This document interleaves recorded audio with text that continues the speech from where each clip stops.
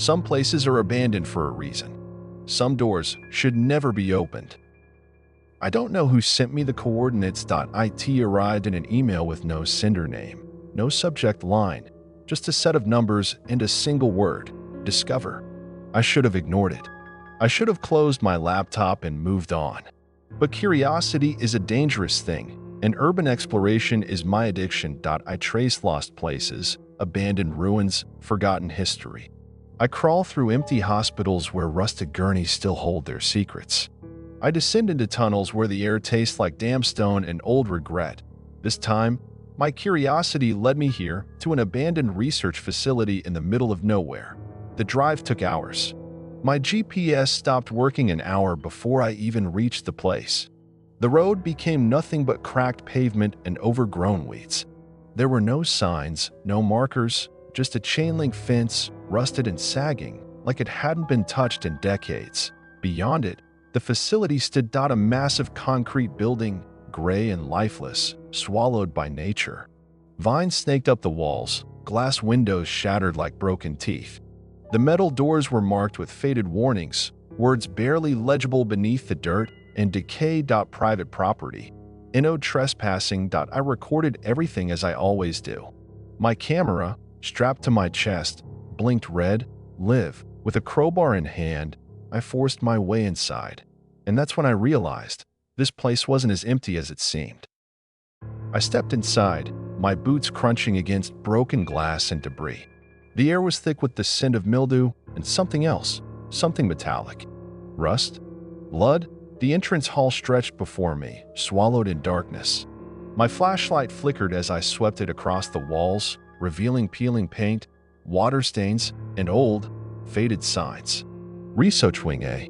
Authorized personnel only. A single desk sat at the center of the room, half collapsed, papers scattered across the floor. Most of them were unreadable, their ink smudged and faded with time. But one caught my eye, an official-looking document, yellowed at the edges. Project Venator status. Terminated date. October 3rd, 1957. There was more, but before I could read further, I heard it. A sound. Faint, distant, but unmistakable. A dragging noise. Something shifting, somewhere deep inside the facility. I froze, my breath caught in my throat. I told myself it was just debris settling, maybe an animal nesting in the ruins. That's what I wanted to believe, but then the smell hit me stronger this time. Rancid, putrid, like something had been rotting here for years, and suddenly, this place didn't feel abandoned anymore. I swallowed hard, forcing myself to move. My camera was still recording. I had proof, and I wasn't about to turn back now. The deeper I went, the worse the air became. Stale and damp, heavy with the weight of something long forgotten. The hallway stretched endlessly, lined with rusted doors and shattered glass. Some rooms were empty, their contents long since looted or decayed. Others held relics of the past, torn lab coats, overturned filing cabinets, medical charts too stained to read. Then I found the stairs. A metal door stood at the far end of the corridor, slightly ajar. Faded letters above it read, "Sublevel access, RESTRICTED." The dragging sound was gone now. Only silence remained, thick and absolute. I hesitated, then pushed the door open. The stairwell beyond was narrow, spiraling downward into pure darkness. My flashlight beam barely reached the bottom. I took a step down, then another. The moment my foot touched the landing, the smell intensified, overpowering, suffocating. A stench of decay so thick it made my stomach turn. And that's when I saw them. Claw marks, deep, jagged gashes in the concrete walls. Something had been here. Something big. I ran my fingers over the claw marks. They were deep, too deep. Concrete doesn't scratch like this. Not unless something within human strength had carved into it. I should have turned back. Instead, I kept going. The sublevel was different from the rest of the facility. Up above, the walls were cracked, the floors covered in dust and debris. But down here, everything felt preserved. The air was thick, stagnant, wrong. My boots echoed against the tile as I stepped into the hallway. The fluorescent lights overhead were dead, but my flashlight cast long, flickering shadows against the walls. And that's when I saw the first body, or what was left of it, a lab coat, torn and stained. Bones, picked clean. A skull resting at an unnatural angle, teeth frozen in a silent scream. Not old enough to be from the 1950s. Someone else had been here. Recently. A low hum filled the air. I turned my head, down the hall, past the remains. A single door stood slightly open. A red glow spilled from within, faint and pulsing, like a heartbeat. My pulse hammered in my ears. I shouldn't have gone inside. But I did. And that's where I found the tank. The room was cold. Unnaturally cold. My breath curled in the air as I stepped inside. Machines lined the walls.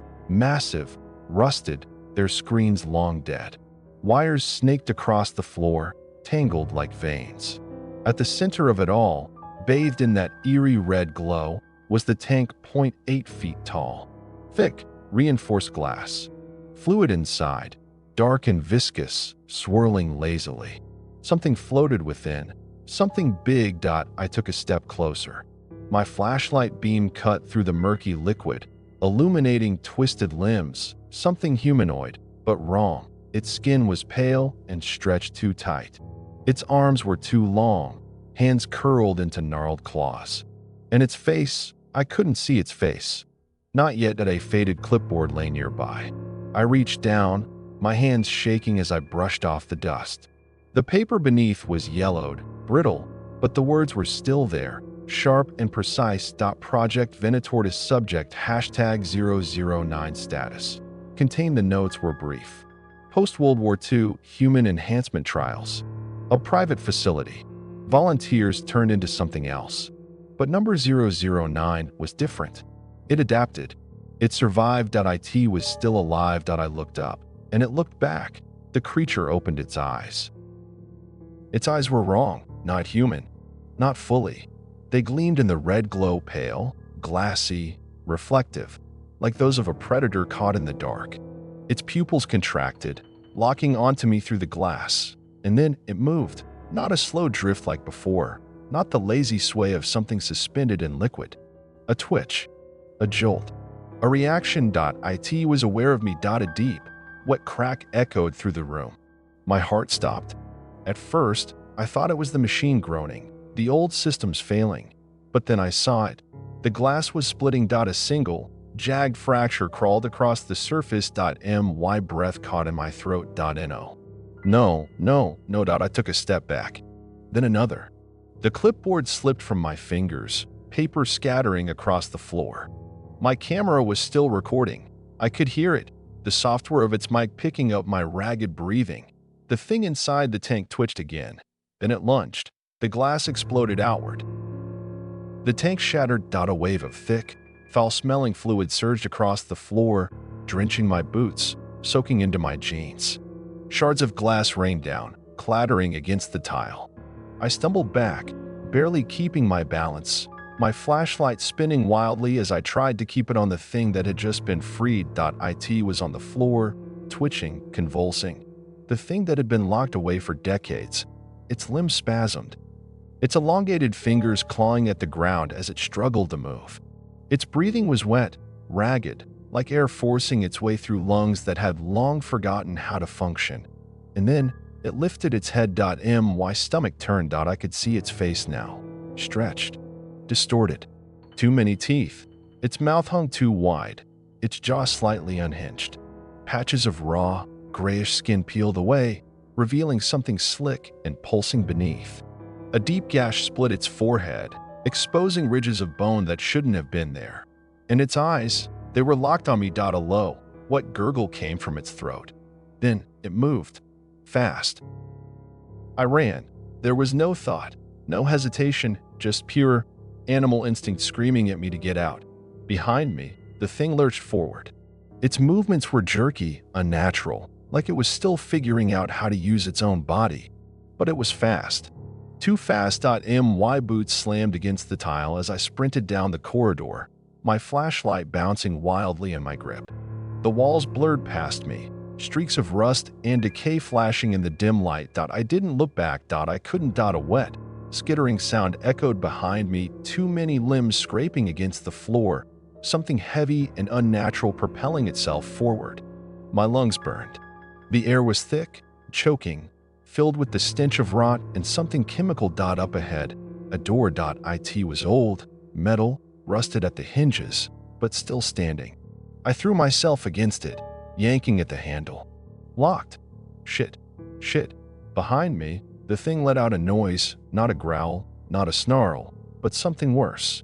A rattling, guttural exhale, almost like laughter. I turned, and for the first time, I saw it clearly. It had unfolded itself to its full height, at least 7 feet tall, its limbs unnaturally long. Its skin was wrong, shifting, like it wasn't fully solid. Its head twitched at an angle, eyes locked onto me with something almost amused. It wasn't just hunting me. It was playing with me. I had seconds, maybe less. The door was locked. There was no way through, nowhere to run. The thing moved. I dropped low. Instinct, desperation, maybe just dumb luck. But it saved me. Something massive slammed into the metal door above me, the force rattling through my skull. If I had been standing, it would have crushed me. I hit the floor hard, skidding on the slick tiles. My flashlight clattered away, spinning into the darkness. For a split second, the corridor was nothing but blackness and the sound of wet, scraping limbs. Then, light. My camera. The chest-mounted camera was still recording, its red light blinking in the dark. The only light. And in that glow, I saw it. The thing was crouched low now, studying me. Its fingers twitched against the tile, its breathing a wet, rasping rattle. I didn't hesitate. I grabbed a piece of broken glass from the floor and threw it at the light. The second the camera shattered, the corridor plunged into total darkness, and I ran. Darkness swallowed everything. For a split second, I thought it had worked, that breaking the camera had bought me time. But then I heard it. Breathing, not mine. Close. The thing was still there. Still watching. I moved slowly.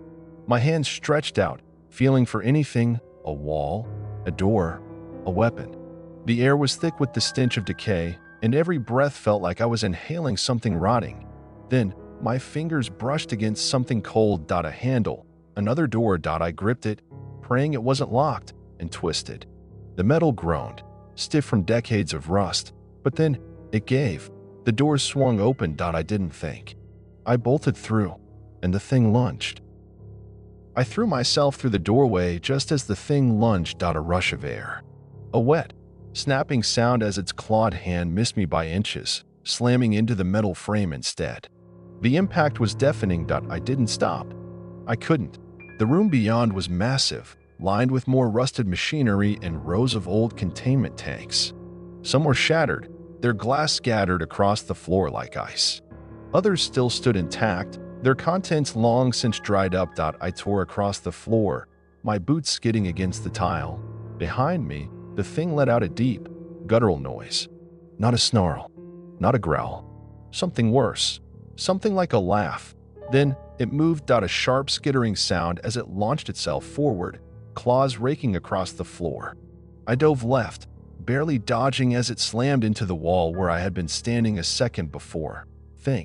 I scanned the room, searching for anything, a way out, a weapon, something. Then I saw it. On the far wall, half buried under debris.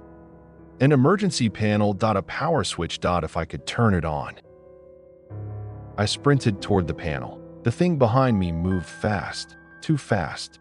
I could hear it, its limbs scraping against the tile, that awful wet breathing growing louder. I didn't look back. I didn't need to. I could feel it closing in. I reached the emergency panel and ripped away the debris. The metal casing was old, rusted, but intact. A single heavy-duty switch sat in the center, labeled Auxiliary Power. Emergency Override. I didn't hesitate. I flipped it. For a split second, nothing happened. Then, a deep, mechanical hum. The entire facility shuddered. Overhead, ancient fluorescent lights flickered to life, bathing the room in a sickly yellow glow. Rusted machines rumbled awake, old ventilation systems groaned, and somewhere deep within the complex, a siren began to wail. But none of that mattered. Because now, for the first time, I could see the thing clearly, and it was so much worse than I had imagined. The light hit it fully, and I froze. It was worse than I had imagined, worse than anything I had ever seen. Its skin was barely skin at all, more like stretched, translucent tissue, webbed with dark veins that pulsed with each unnatural breath. Its torso was human-like, but too long, its spine arched unnaturally, each vertebra visible beneath the slick surface. But its face, oh God, its face. The jaw hung too wide, its lips cracked and torn at the edges, giving it the horrible illusion of a perpetual grin. Rows of thin, needle-like teeth gleamed in the fluorescent light, shifting slightly, like they weren't quite fixed in place. And its eyes, black, glassy, too large for its skull. But worse than that, it was studying me. Not like an animal sizing up prey. No, like it understood. The siren screamed around us. The overhead lights flickered, casting its twisted form in and out of the shadows. Then it moved, faster than before. Too fast. I had seconds. I turned and ran. I ran. The sirens wailed, the flickering lights casting everything in erratic shadows as I sprinted toward the far end of the room. There had to be a way out, a door, a vent, anything. Behind me, the creature lunged. I felt it before I saw it. A rush of air, the sharp scrape of claws against the tile. I threw myself forward, barely dodging as something massive slammed into the floor behind me, hard enough to crack the concrete. Too close. Too damn close. I hit the ground, rolled, and spotted a metal ladder bolted to the wall, leading up to a maintenance hatch. My way out. I scrambled to my feet and jumped, gripping the first rung, just as the thing let out a horrible, choking snarl. It knew what I was trying to do. I climbed like my life depended on it. Because it did. The creature slammed into the base of the ladder, its claws raking against the metal. The entire structure shook, but I kept climbing, my muscles burning, my breath ragged. Above me, the hatch. Locked. No. I braced my shoulder against it and shoved. It didn't budge. Below me, the thing was climbing. I could hear it, skittering, scraping, getting closer. I had seconds. I did the only thing I could. I kicked. Hard. Once. Twice. On the third hit, the rusted lock snapped. The hatch swung open. I pulled myself up, scrambling into the darkness just as the creature lunged, claws swiping inches from my legs. Then I kicked the hatch shut. Silence. My chest heaved. My hands trembled, but I wasn't safe. Not yet, because now I had to find a way out of this place for good. I didn't stop moving. I couldn't. The hatch was shut, but I knew that thing wouldn't stay down there forever. The facility was waking up, the emergency power humming through the walls, the sirens wailing in the distance. I was somewhere new now. The air was thicker here, hotter, like whatever ventilation system had once existed had long since failed. The space was narrow, a maintenance tunnel. Maybe. Pipes ran along the walls, some dripping with condensation, others hissing softly as steam leaked through unseen cracks. I had no idea where it led. I just knew I had to keep moving. My boots clanged against the metal grating as I pushed forward, my breathing ragged but controlled. My flashlight was gone, lost somewhere below, but faint red emergency lights pulsed along the walls, giving just enough illumination to see. Then, a noise. I froze. Not the creature. Not yet. Something else. Up ahead, the tunnel opened into a larger chamber. The sound was coming from there, a low, rhythmic thumping. I crept forward, slow, cautious, and then I saw it. A door, massive, industrial, reinforced with thick metal bars. An exit. But that wasn't what made my blood run cold. It was the control panel beside it. Because it was already active, the buttons were blinking, and someone or something had left the screen unlocked. I stared at the control panel, my pulse hammering. Someone had been here. Recently. The screen's dim glow illuminated a set of commands, still active, waiting for input. Whoever had accessed it last hadn't bothered to shut it down. Or maybe they hadn't had the chance. I reached out, my fingers hovering over the keyboard. The interface was old, text-based, running on some ancient system that predated anything I had ever seen. Then I saw the words on the screen. Status: Primary Containment Breach Subject Alpha 01 Facility Lockdown. ENGAGED below it, a blinking cursor, and one final option: frowny face, override lockdown, manual authorization required. I didn't hesitate. I hit enter. For a moment, nothing happened. Then a low mechanical groan. The massive exit door in front of me shuddered as the locks began to disengage. I could hear them, thick, rusted bolts grinding open, gears turning for the first time in decades. I felt it before I heard it. A shift in the air. A presence behind me. The tunnel was too quiet. The distant sirens had faded. The facility itself seemed to be holding its breath.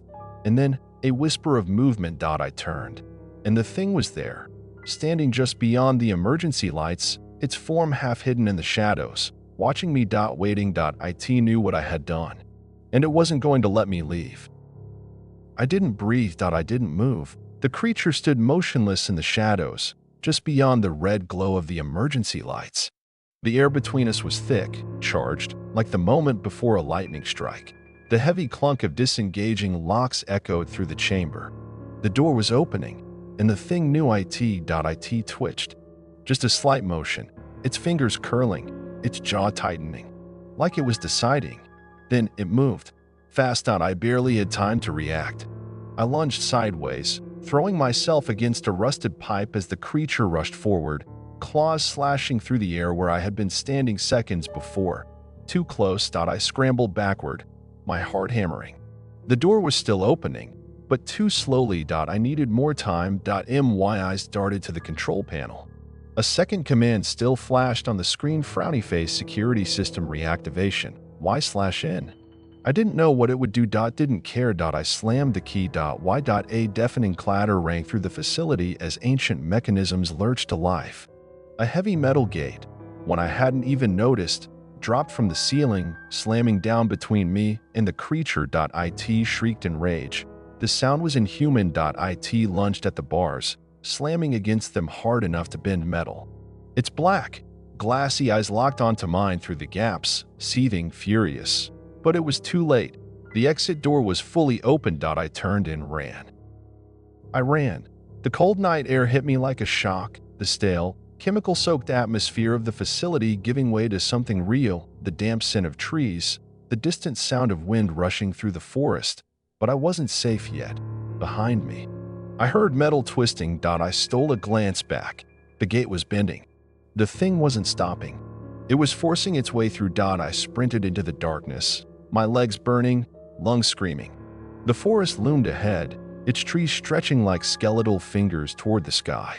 No clear path, no road, just wilderness. But it was better than staying. The ground sloped downward, uneven, covered in roots and rocks. I stumbled, nearly falling, but forced myself forward. Faster. Then, a sound. A deep, metallic groan. The gate had given way, and the creature was coming. I could hear it, skittering, scrambling, faster than anything that size should move. It was gaining. I wasn't going to make it. Then a headlights. Up ahead, through the trees, a road. A car. I burst from the tree lean, waving my arms frantically. The vehicle, a battered old truck, slammed on its brakes. The driver's face was a blur behind the glass. I didn't wait. I threw myself at the passenger door, yanking it open. Drive, I gasped. Go. The driver hesitated, just for a second. Then they saw it. A shadow at the forest's edge. Watching, they didn't ask questions. They hit the gas. The truck lurched forward, tires screeching. I twisted in my seat, looking back, and saw the creature standing at the tree lean. It wasn't following. Not anymore. It just watched. As if it knew. As if it understood. And then it stepped back, disappearing into the trees. I don't know how long we drove. The driver, some local guy, kept glancing at me, waiting for an explanation.